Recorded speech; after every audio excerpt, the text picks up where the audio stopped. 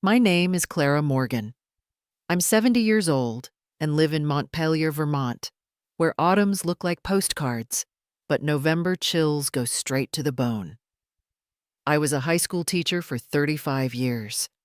I spent my life raising two children and standing beside my husband, Richard Morgan, a self-made architect who once redesigned our entire backyard just so I could have more space to grow lavender. Richard passed away 7 months ago from pancreatic cancer. It came like a storm. The doctor said we might have 8 months. We got barely 3. I didn't get the chance to bake him one last apple pie like he loved. Didn't get to say a proper goodbye.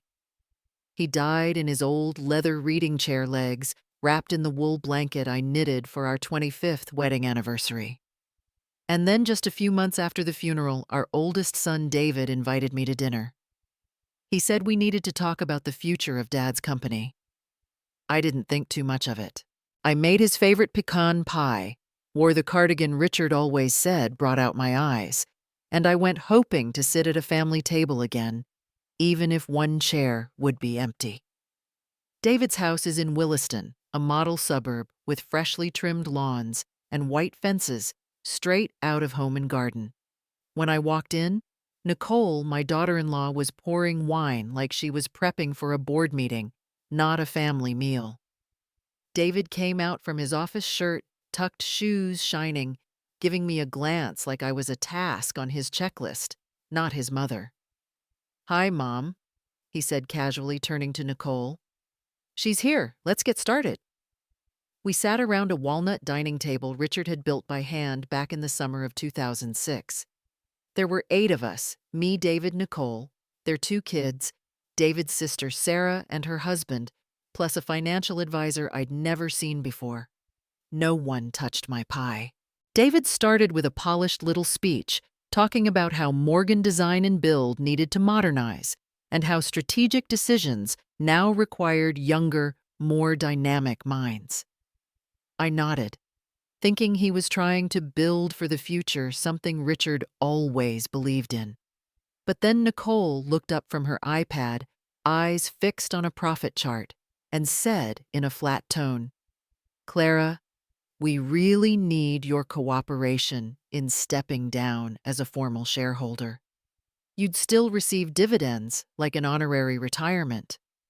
But voting rights, those should be handled by us."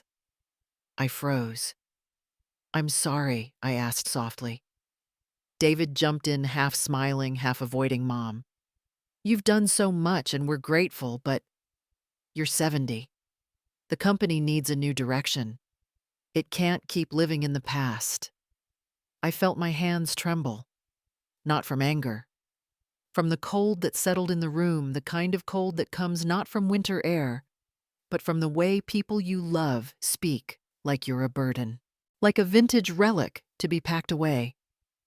I looked at Sarah, my youngest, the one who had cried when we lowered Richard into the ground, but her eyes avoided mine as if she couldn't bear to meet them. I took a deep breath, then asked calmly, "Did Richard leave anything in writing? About who should take over?" Nicole gave a small laugh. "Richard handed everything to David last year. We're just formalizing the structure now. You understand, right?" "Nothing personal, Mom. It's just business," David added. "You're just the widow," someone muttered. I'm still not sure if it was Nicole or that advisor. The air thickened like smoke. I stood. No yelling, no crying, no slamming my hand on the table. I simply walked out, leaving the untouched pie on the table, and left the very house Richard mortgaged back in 2011 to help David buy. As I shut the glass door behind me, I heard laughter. Soft clipped, the kind of laugh people make when they think the scene is over and the character has exited for good. I didn't cry on the drive home. I just gripped the steering wheel. Outside the windows of Interstate 89, bright red maple trees swayed in the October wind, and I thought, if this is how they treat the person who gave them everything, then they'll get nothing more from me. At home, I made a cup of peppermint tea and sat in the leather chair Richard used to love. I didn't know exactly what to do next, but I knew one thing for certain. They were wrong to think I was too old to speak up. That night, I couldn't sleep. I sat alone in the reading room, the small one at the end of the hallway, where Richard used to spend hours poring over blueprints, adjusting each detail like he was nurturing a child. His leather chair still held the shape of his back. His desk still had the brown wood Parker pen he'd used since 1992. I hadn't changed a thing after he passed. Maybe I couldn't bring myself to. Maybe I just wasn't ready. Around 2 a.m., the silence became unbearable. I stood up and went down to the basement, the place Richard used to call the memory box. That's where he stored everything: company files, design drafts, notebooks, receipts dating back to 1985, even the warranty for the dishwasher that broke 10 years ago. I turned on the flickering fluorescent light. The air smelled like old paper and dust. There was an oak chest, the kind Richard once locked with a combination padlock. I had never opened it. But that night, for some reason, I knelt down and turned the dial 724. My birthday. The lid creaked open like a door that hadn't been touched in years. Inside were bundles of documents tied neatly with brown waxed string. On top was a thick white envelope marked with his handwriting: Clara, read when you need to. My hands trembled as I picked it up. I could almost feel Richard there beside me, gently urging me to sit down and open it. Inside the envelope was a handwritten letter and a stack of documents clipped together with a silver fastener. I opened the letter first. His writing tilted slightly, strong and sure as always. Clara, if you're reading this, I'm probably not there to say it myself, and I know if I'd told you this while I was alive, you would have tried to give in, tried to keep the peace, tried to keep everything okay, the way you always have for the past 40 years. But I don't want you to carry it all anymore. David's not a bad man, but he's ambitious. Nicole, she's different.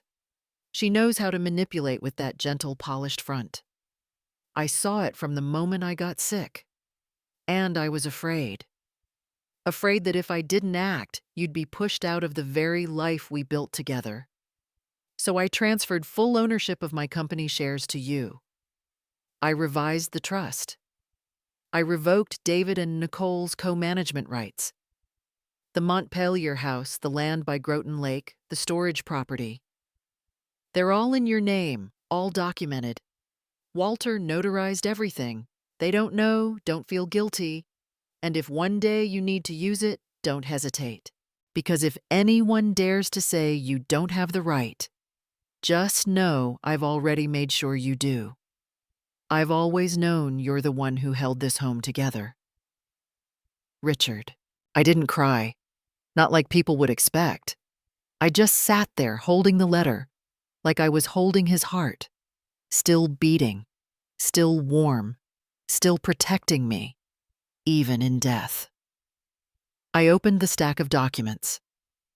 Transfer of ownership papers for Morgan Design and Build, LLC, signed by Richard, notarized, dated June 8th, 3 weeks after his first round of chemo. Full power of attorney, signed by Walter Bloom, our family lawyer, for over 30 years. Revised trust documents, removing David as co-trustee. Property ownership confirmation for the Groton Lake House, the one Richard and I fixed up together, board by board. Everything was legal. Signed. Stamped. Fully enforceable. I couldn't even remember when Richard had gone to the lawyer's office. I thought he was just managing insurance and hospital paperwork. I had no idea. He had seen it all coming and acted quietly. I laid everything out on the table, organizing each paper by date. My hands weren't shaking from anger anymore. They were steady from a new, unfamiliar feeling rising inside me. I wasn't powerless anymore. I was reclaiming what had been taken from me. At 4:12 a.m., I called Walter. He answered on the third ring. "Clara, are you all right?" Richard left a letter and documents. I've read them. There was a pause. Then he said, "I'll be at your house by 9. I'll bring the originals." I hung up and turned to look at our wedding photo above the fireplace, taken in front of City Hall in 1976. Two poor kids in borrowed clothes, but eyes full of hope. And I whispered, "I found it rich. I know what you did, and I promise this time I won't back down." At exactly 8:57 in the morning, Walter Bloom's silver gray Subaru pulled into my driveway. He looked much older than the last time I saw him, his hair nearly all gray now, but his stride still steady, still carrying the same worn leather briefcase Richard used to call a relic of the 20th century, still with that cautious gaze behind his metal-rimmed glasses. I made coffee, not because I needed to drink it, but because my hands needed something to do. Walter came in no small talk, no wasted words. He placed the briefcase on the dining table, opened it, and when he saw the envelope Richard had left, something shifted in his eyes, not the look of a lawyer, but of an old friend, watching a door to the past quietly swing open. Rich prepared almost everything I said in a low voice. Walter nodded. He came to see me 3 times after the diagnosis. Didn't tell a soul. I thought, "You already knew." I shook my head softly. He knew I'd back down if he told me. Richard always knew where I was soft. We sat side by side for almost 2 hours. Every clause in the documents Richard left behind was carefully reviewed. Share transfer document. Takes effect immediately after Richard's death. No board approval required. Trust fund, updated to give me sole control. Real estate ownership papers are fully valid, ready to be updated in both federal and state property systems. Power of attorney grants. Full legal authority over all financial property and business matters. Walter read each line in that calm, even tone he used to use when teaching law at Middlebury College. But I could feel what he wasn't saying. Richard hadn't just handed him paperwork. He'd entrusted him with a legacy. At the end, Walter looked up and asked, "Do you want to activate control today?" I nodded without hesitation. "Right now." Walter didn't flinch. He simply took out his phone and called Sarah Klein, the company's asset manager. After verifying everything, he said firmly, "Starting today, all financial directives must be approved by Mrs. Clara Morgan, not David Morgan, not the board, not any co-managers. One authorized party only, Clara." I never imagined I'd be in a situation like this. No arguments, no tears, no apologies. Just paper signatures and law. But there was a strange sense of peace in doing it all by the book, exactly how Richard had laid it out. Just before noon, I signed 6 official transfer documents. Walter gathered the paperwork, handed me a copy, and said, "They won't feel the change through a meeting. They'll feel it in every system alert and financial update." I looked at him. I don't want to give them a heads up. I want them to feel it hit. Walter didn't say a word, but I saw the corner of his mouth lift slightly, a quiet, respectful smile. The same kind Richard used to make whenever I told him he'd had enough late-night coffee. That afternoon, I didn't rest. I started calling the bank, the brokerage, the state tax office, the life insurance company. My voice didn't shake. I wasn't seeking revenge. I was reclaiming what was mine. Around 3:10 p.m., the phone rang. It was David. I let it ring. Didn't pick up. A few minutes later, a message came through Mom. "The company account is locked." "Do you know what's going on?" I stared at the screen. Didn't reply. Turned the phone face down and stepped onto the back porch. Golden maple leaves were gently falling. The air was cool. I could hear the wind threading through the trees, the soft creak of the porch roof. A stillness I hadn't felt since Richard passed, and I welcomed it. As evening fell, I sat on the wooden chair out on the porch, still holding the updated will now with my signature notarized that same day. I thought about all the years behind me, all the overtime hours, the frozen dinners, the sacrifices so David could go to college, so Sarah could study abroad. I thought about those cold winters when Richard fixed the furnace with his bare hands, just so I wouldn't be cold. And all along, I believed love was enough. But I was wrong. Love needs protection through action, through legal rights, through sheer will, I whispered, as if he were still sitting beside me. I won't let them take what we spent a lifetime building rich. I've already started. And this time, I won't back down. The next morning, I woke earlier than usual. Not from anxiety, but because something had quietly shifted inside me. A strange stillness. Like I had just stepped through a door I spent years believing I didn't have the key to. I stood at the kitchen window, poured a cup of black coffee, listening to the old machine hiss and groan. Thin sunlight filtered through the curtains, casting soft shadows on the dining table. The same spot where Richard used to read the paper barefoot on the cold wooden floor each autumn morning. At 8:12 a.m., the first message came from David Mom. I can't access the company operations account. Is there a banking issue I didn't answer? I didn't even need to think. At 8:37, a call came in. It was Nicole. I let it go to voicemail. Then a message followed in her all too familiar tone. Clara, can we talk? There seems to be a misunderstanding with legal. Misunderstanding. These were the same people who once told me I was too old to make decisions. But now that every decision goes through me, suddenly they want to talk. By 10:45, I received a third message, this time from Sarah, my daughter. Short and careful, Mom David says something's going on with the trust. Are you okay? I didn't know how to respond to Sarah. I still wasn't sure where she stood in all of this. For years, she kept her distance. She never opposed me, but she never truly stood with me either. The kind of silence that pretends to be neutral. But now I know neutrality is just quiet loyalty to the powerful. By the afternoon, the chaos had spread. At 3:14 p.m., Walter called Clara. I just got a notice from the bank, an unauthorized login attempt from an unrecognized device into the company's secondary account. They've locked access for 24 hours as a precaution. I simply murmured, okay, into the phone.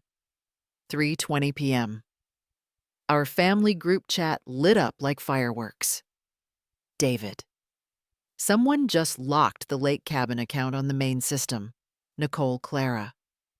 If you know what's going on, please just explain. No need to escalate like this. Trevor, Sarah's husband, who rarely says anything, has anyone checked with the lawyer? If payroll's due, this could be a mess. I put the phone down. No response. I knew exactly where they were. At David's house, the one Richard had personally tiled by hand. The one they proudly called their dream home, but never once acknowledged who made that dream possible. I imagined Nicole tapping at her phone, red manicured nails clacking across the screen. David pacing, irritated and confused. Sarah sitting silently, eyes cast down like always. And I knew they weren't really afraid of losing money. They were afraid of losing control. The kind they assumed I'd never have the courage to take back. At 5:05 p.m., I decided I'd waited long enough. I put on the old fleece coat Richard gave me one Christmas years ago, buttoning it slowly as if preparing for a ritual. I gathered a neatly arranged folder. Legal proof transfer documents, trust control, everything printed on thick parchment paper, sealed with an embossed red stamp. I drove to David's house. Through the window, I saw them all gathered around the dining table just as I expected. I didn't ring the bell. I knocked twice. David opened the door. His eyes widened, surprised, but not kind enough to hide his irritation. "Mom, what are you doing here?" I didn't answer. I stepped inside, letting the crisp autumn air trail behind me. Nicole stood leaning against the kitchen counter, arms crossed. Trevor sat at the end of the table, hurriedly closing his laptop. I placed the folder on the oak table, the same table Richard had sanded and polished by hand, back when David hadn't even graduated yet, then calmly said, "This is the new estate plan. Everything is under my name now, the company, the lake cabin, the trust, every part of your father's legacy." No one spoke. David let out a small laugh, trying to stay composed. "You can't just do that, Mom. These things go through the trust board." I met his eyes. That trust was dissolved by Richard a year ago. "Didn't you read the amendment?" Nicole lunged for the folder, flipping through pages, scanning frantically. "This can't be real. The signature, this date." I handed her the final page, notarized, stamped, signed by Walter. All legal, all official. I spoke slowly. "This isn't a negotiation. It's a notification. As of this morning, none of you have any legal authority over any part of this estate." Silence. I turned and headed for the door. But then I paused, looked back, and said clearly, "Next time you want to discuss my future, you'll need an appointment." I didn't wait for an answer. I stepped outside and closed the door behind me. No yelling, no tears, no pain, just silence. The kind of silence I never had when I was treated as an outsider in my own family. By the time I got home, twilight had fallen. I opened the bottle of red wine Richard had saved for our 50th anniversary, an anniversary he never lived to see. I poured a glass and sat in the old armchair watching the last light stretch across the front lawn. And I thought to myself, no one ever taught me how to be strong at 70. But today, I just taught myself. 3 days after the scene at David's house, I received a message inviting me to a small family dinner to clear the air. The text came from Sarah, written in her usual soft, neutral tone. "Mom, David wants everyone to sit down and talk. No arguments, just to clarify things. Can you come?" I stared at the message for nearly a full minute. Part of me wanted to say no. Let them stew in the mess they created. But then I thought of Richard. If he were still alive, he would go. Not to make peace, but to make it clear that he was never the weaker one. I typed a single word in reply. "Coming." That afternoon I prepared. Not like I was heading to dinner, but like I was heading to a hearing. I wore a crisp white blouse buttoned all the way to the neck, the one Richard had bought me at a local shop in Burlington. I carried a leather satchel filled with what Walter called the document set that ends all debate. It included stock transfer deeds, amended trust documents with notarized seals, asset verification records, proof of my authority to manage the company, and one separate folder evidence of David's financial misdeeds. I didn't feel nervous. I felt steady. The kind of steady that comes when you know you're standing on the truth. When I arrived, the house looked staged like a set from a play. The dining table was draped in white linen-scented candles from Bath & Body Works flickered in the center, and soft jazz played on a Bluetooth speaker, as if everything was still calm. David opened the door. No hug this time, just a stiff nod. Nicole was already seated at the table, hair sleek, red lipstick bold, her gaze rehearsed for negotiation. Sarah sat quietly, face unreadable. Trevor stood awkwardly by the soda machine like he'd been hired to observe, not participate. I took my seat. For a few seconds, no one said anything. David began. "Mom, we understand there was some confusion. It seems you acted based on what Dad had put in place. But I think if we sit down, we can reorganize roles and responsibilities more fairly." I opened my bag, pulled out the thick folder, and set it on the table. My voice was calm. "I'm not here to reorganize roles. I'm here to reaffirm the position you all tried to erase." Nicole gave a light laugh, crossed her legs. "Clara, this doesn't need to be tense. We're family. We just need to sit down," and I cut her off. "Nicole, these are legal documents. Notarized, archived by our attorney, and already in effect. They're not proposals, they're facts." David leaned forward, hands on the table. "You can't just use a few pieces of paper to take everything Dad left." He said the company was for the whole family. I met his gaze. No anger, no pain, just the calm clarity of a mother who had finally let go of her expectations. "Your father was right. But family doesn't use company funds to collateralize a luxury SUV, doesn't hide personal home renovations under the asset maintenance account, doesn't transfer money through a secondary LLC without telling anyone." I pulled out a document. Bank statements showing 4 transfers from company accounts to David's private sub-accounts. A loan secured with company shares signed, while Richard was already hospitalized. Nicole lunged for the page. "This isn't real." "There's no proof." I gently slid over a certified copy with the bank's seal. "There's proof, verified, and currently being reviewed by corporate compliance." Sarah looked at me, really looked for the first time in a long while. Then she whispered, "Mom, is this all true?" I answered softly. "Yes, and you knew. But you chose silence." The room felt like the power had been cut.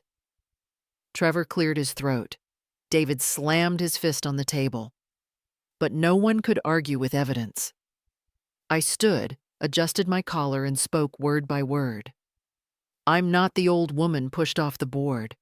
I'm the woman who built that board brick by brick, and now I hold the keys." I turned to leave my folder clutched at my side like a shield. As I reached the door, Nicole hurled one last insult. "You're just a bitter old woman who doesn't know when to let go." I didn't stop walking, but I said clearly enough to pierce the walls of the house they once claimed as theirs.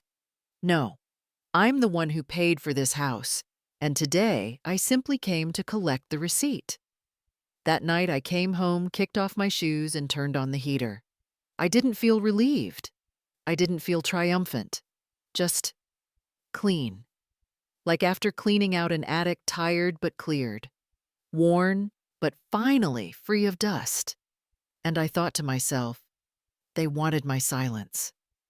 But I've learned sometimes the loudest silence is truth spoken clearly, backed by law. I thought everything was over after that night, that the silence in that room was an admission, that after every notarized page, every legal seal, my children would finally see the boundary between inheritance and greed. But I was wrong. 2 days later, Walter called just before noon. His voice wasn't exactly worried, but there was a weight in it that hadn't been there before. "Clara, I just received a batch of internal documents. Someone from the bank passed them along through investigation channels. There's something you need to see in person." That afternoon, I drove to Walter's office. The same old wood-paneled room on the second floor of a red brick building, the place Richard and I used to visit every April to sign tax documents, then grab cinnamon apple pie from the cafe around the corner. Walter didn't say a word when I entered. He just handed me a thick yellow folder marked in red ink, "Personal Transactions, David Morgan." I opened it.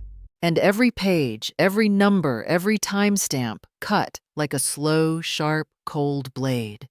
The company's business account had been used by David as collateral for a personal loan of $460,000. The loan was signed under the title Co-Founder A Title, that had held no legal value since Richard's passing, when all power of attorney had transferred to me. The date of signing 2 weeks after Richard's first surgery, when he was in the hospital too weak to finish a sentence. I turned to the next page. The spending report. $28,000 kitchen renovation, the one Nicole bragged she designed herself. $16,500 new SUV anniversary gift. $5, $700 Aspen ski trip for the whole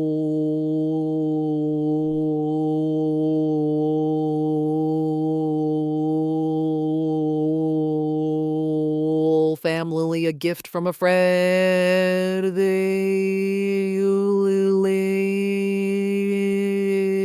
Dozens of miscellaneous withdrawals using a secondary credit card linked to the company fund. I set the file down, gripped the armrest to stop my hands from trembling. He knew I whispered. Richard. He suspected. Walter nodded slowly, then opened a drawer. He pulled out a black leather ledger, Richard's personal accounting notebook, where he hand-recorded expenses every April during tax season. I found it in the archive, Walter said. The last page has a handwritten note from him. I opened it. That slanted, familiar handwriting. Transaction on 8/4, double check. David seems to know too much about the loan before I told him. Ask Walter if I'm still sound after next round of chemo. I read it 3 times. Each time the same truth hit harder, Richard had seen it. But he didn't have enough time. That night I didn't cook. I didn't turn on the living room lights. I sat alone at the kitchen table. That folder in front of me, a soft yellow glow casting long shadows across the cold, unforgiving numbers. There were no more doubts, no more assumptions. My son had embezzled from his dying father. I didn't feel angry. Not right away. What I felt first was a strange, aching sorrow. I had once held David in my arms, waited in the rain outside his school, mended the seams of his first interview blazer. I never imagined I'd one day be reading financial reports to prove his betrayal. I picked up a pen labeled a fresh folder, firewood. Richard once said, if the day ever comes when you need to burn it all down to survive, make sure you've gathered enough dry wood. Tonight, I was stacking each piece with law, with facts, with every paper trail my son had foolishly left behind. The next morning, I called Walter. No lawsuit yet. I want him to squirm before he crumbles. Walter chuckled on the line, low and steady. I've contacted an independent auditor. They're reviewing the materials. We'll have a formal report by next week. That afternoon, I met with Peter Richards' former accountant, the man who once attended my birthday dinners, and still insisted on calling me Mrs. Morgan, even after I told him to use Clara. Peter, did you know about any of this? He didn't look surprised, just sighed. I suspected. But your name wasn't on the financial authority until after Richard passed. I was ordered to stay silent. I looked him straight in the eye. You're not ordered anymore. Tell me everything. And Peter did. He told me how David manipulated subsidiary ledgers, how Nicole had friends help clean up auxiliary accounts, how maintenance fund allocations vanished every quarter.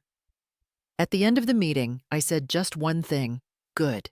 From now on, you work directly with me. No one else. That night, I wrote one final message to David. Get a lawyer, get an accountant, and get a small apartment. Everything else no longer belongs to you. I didn't wait for a reply. I didn't need one. Because the silence that follows truth is always more trustworthy than an apology after exposure. 3 days after I sent that final message to David, there was still no reply. No explanation. No call. Not even a single word, Mom. Just silence, a silence that weighed on Richard's legacy like a stone and on my dignity like a shadow. I no longer waited. I simply acted. the way Richard once did when he knew that important things couldn't be left to time. On Monday morning, I went to Walter Bloom's office, our family's longtime attorney. That oak-paneled room where Richard and I had signed tax papers every April now felt different, like a silent courtroom. Walter pulled out two thick gray binders from the cabinet, each one heavy as a photo album. Fraud. David Morgan conspiracy. Nicole Morgan. Inside were all the pieces confirmed by the independent auditor. There was no more doubt. We had the bank statements, internal emails, forged loan documents, even transcripts of Nicole's instructions to soften the explanation if I ever noticed. Walter looked at me, his voice low. I can file charges today if you authorize it. Both of them could face prosecution for financial fraud and unauthorized use of assets. Or, if you prefer, I could have the police knock on their door. I didn't answer immediately. I looked out the window.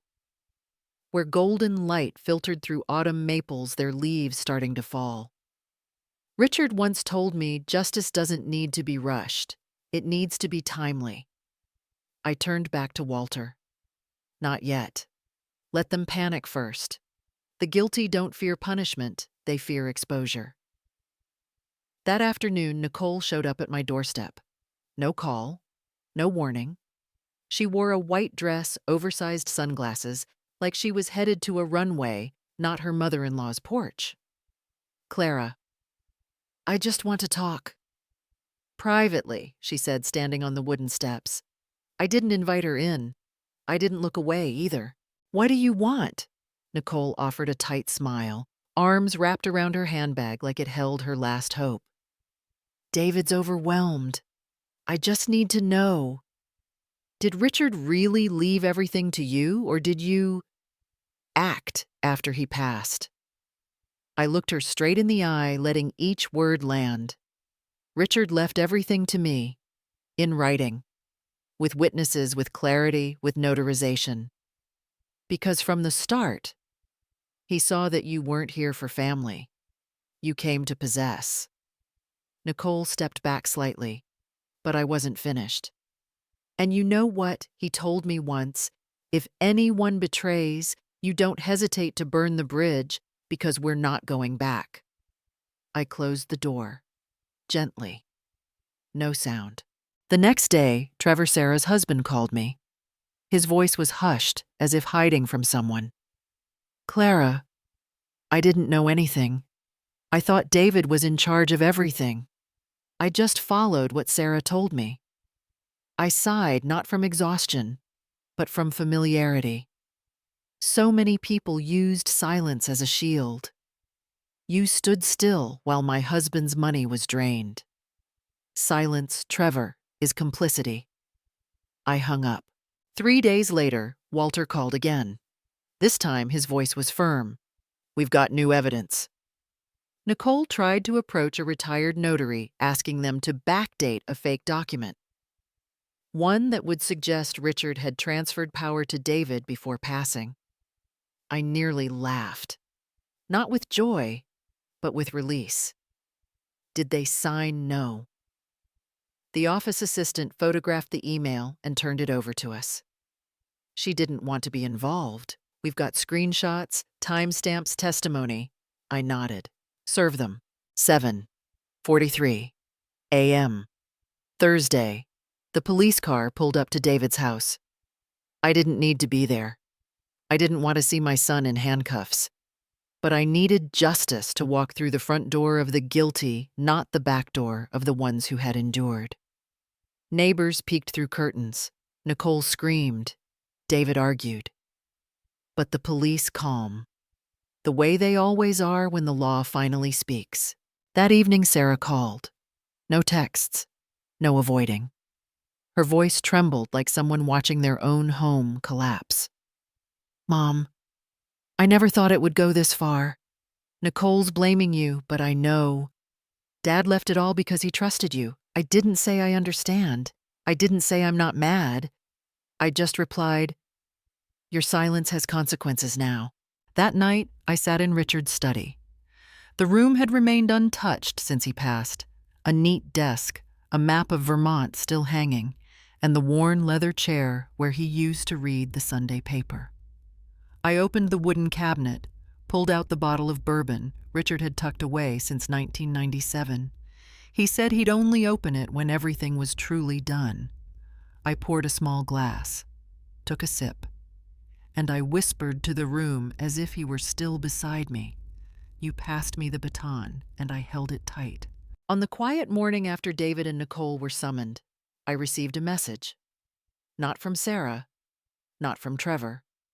It was from Ava, my 17-year-old granddaughter, David, and Nicole's daughter.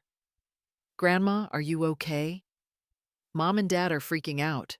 I don't know what's happening. Are you safe? Just one line. Short. No excuses. No defense.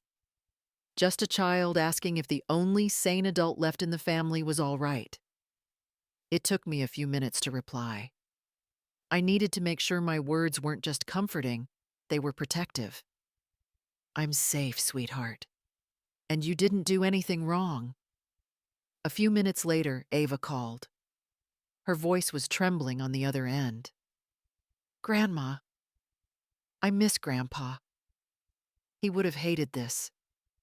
I closed my eyes.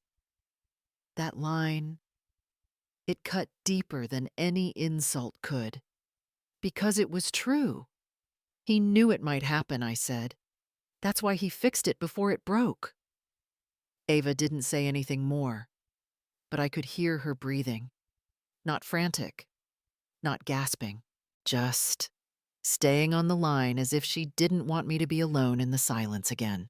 That evening, I sat at the dining table under the soft glow of a yellow lamp, looking through the asset file Walter had just sent over. At the top of the list was the small wooden house by Groton Lake, the one Richard and I bought after 32 years of marriage. We had repainted the siding ourselves, put up a white fence, and built a swing on the front porch, where Richard used to sit, coffee in hand, watching the sunset slow dance across the water. It was the place we once promised to leave to whoever in the family still has a conscience. Richard said that after one of the kids' arguments over company shares. Back then, I thought he was joking. Now I knew he was serious. The next morning, I called Peter, our estate accountant. I want to transfer ownership of the house at Groton. To whom, ma'am, he asked. I didn't hesitate, Ava Morgan. Not her parents. Not a trust. Full ownership. No conditions, no clauses. Peter was silent for a moment. I'll need an official reason. For the record. I smiled. Because she didn't look away when things got ugly. And because she still has a heart. A few days later, I visited Ava's high school. I didn't go to her class. I left a sealed envelope at the main office with a note, Ava. This is the place your grandfather and I once hoped to give to someone like you. Not because you asked, but because you deserve it. Love, Grandma. That evening, Ava came to my house. No warning, no luggage, just a backpack and tears. She didn't cry loudly. She didn't collapse like in the movies. She simply stood on my porch, eyes wet, clutching the deed confirmation. I didn't think you'd actually do that. I stepped out and placed a hand on her shoulder. No one thought I'd do anything, Ava. That's why they were wrong. She broke down. Not from pain, but because someone finally believed in her. In a house full of lies. I don't deserve it, Ava whispered. I'm their daughter. I held her hand tight. You're your own person. And it's what you choose to keep in your heart that defines who you are. The following week, I began working with a nonprofit in Burlington. We created the Richard Morgan Second Chance Fund, a small fund to support widowed women at retirement age, those who had been cut out of financial decisions by their children or pushed out of the very homes they built. I didn't want a ceremony, no plaques, no framed photos. I just wanted Richard's name to live where fairness was truly delivered. Not promised in a will, but executed in action. The first case file landed on my desk just 1 week after the website launched. A woman from Louisville, Kentucky, had written in shaky blue ink, "My son emptied my account the day after the funeral. I have nothing left but my dignity. If you're reading this, please help me stand back up." I didn't need to ask anything else. I approved her application within 2 hours. That night, I returned to Richard's old study. The room was untouched since he passed, a tidy desk, a Vermont map on the wall, and the worn leather chair where he'd read the Sunday paper. I opened the drawer where he used to stuff receipts, old blueprints, and post-it notes, and I found a dry cleaning receipt from 2014. On the back, written in blue ink in his familiar scrawl, "Make sure Clara knows she did it all." I just stood beside her. I didn't cry. I didn't need to. I folded the paper, placed it in the top drawer next to the original will, the safe key, and the piece I had finally reclaimed. I thought it was over. I thought after everything, the arrest, the asset freeze, the collapse of reputations, no one would dare contact me again. I was wrong. 3 weeks later, a letter arrived, printed on fine ivory paper with silver blue trim, signed in a familiar slanted black ink at the bottom, David Morgan. An invitation. A family dinner at Sarah's place, a chance to reconnect. An opportunity to heal, to look forward together. No apology, no admission of wrongdoing. Just a rewritten script authored by the same man who once tried to rewrite my husband's will. I stared at the invitation for several minutes, then placed it on the table like I would a utility bill. I knew I would go. Not to forgive, not to listen to explanations, but to let them see me no longer the silent widow they once tried to push away from the table, but the one holding the keys to the house they thought was theirs. That afternoon I arrived early, nothing flashy. An old shearling coat, soft leather boots, and the pearl earrings Richard gave me for our 30th anniversary. He once said, "You don't wear those to be prettier. You wear them to remind the world who you are." When I walked in, they were already seated around the table, David trying to smile like he hadn't been arrested. Nicole absent. The restraining order after her plea deal kept her exactly where the law intended. Sarah, head down, fingers twisting nervously. Trevor quiet as always. Ava sitting beside me, gently brushing my wrist as I pulled out my chair. David spoke first. Voice rehearsed. "We've all been through a lot. Misunderstandings, pain, and loss. But I think family shouldn't be torn apart over money. We still have time to repair things." I set down my water glass, slowly, then looked around the table. Families aren't torn apart over money. They break because of betrayal, greed, and the silence of those who should have spoken up. No one responded. I continued. "Back then, when you told me to sit still and be quiet, because I was just the widow, I did. Not because I was weak, but because I wanted to see how far you'd go before realizing you were wrong." David opened his mouth, but I raised my hand. No need for explanations. I didn't come here to apologize. I came to say one last thing and be done. The room held its breath. From my coat pocket, I pulled out a photocopy, not a legal document, but a handwritten letter from Richard. The original is still locked in my safe. I laid it on the table and read every word aloud, leaving no room for anyone to claim they didn't know the details. "Clara, I've seen what's coming. I've seen the change in our son's eyes, but I know you still have the strength to rise. You don't need to save them, only save the last bit of justice for yourself." I looked up. David stared at the table. Sarah whispered, "I'm sorry." I nodded. Sorry doesn't erase what was done, but it's a start if you want to live without hiding. I stood, walked to the end of the table, and placed my hand on the back of the chair Richard used to sit in during holidays. This table, this house, I was once told to leave them. Now I'm back, not because I need a seat, but because I'm the only one who gets to offer one. I looked around the room, no longer angry, just resolute. I don't need your love. I don't need your gratitude. I only need you to remember I will no longer shrink so you can feel tall. I left before anyone could respond. My footsteps on the hardwood sounded like the final beats of a symphony spanning 4 decades. Ava followed me to the gate. She hugged me tightly, said nothing. She didn't have to. When I turned for one last glance at the house, it no longer looked like it belonged to me. It looked like just another room I had passed through.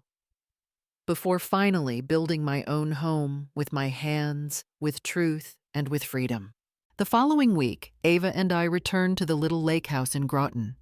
We painted the window frames, replaced the porch roof, and rebuilt the old swing. Ava picked the color a soft green, like the first spring after a storm.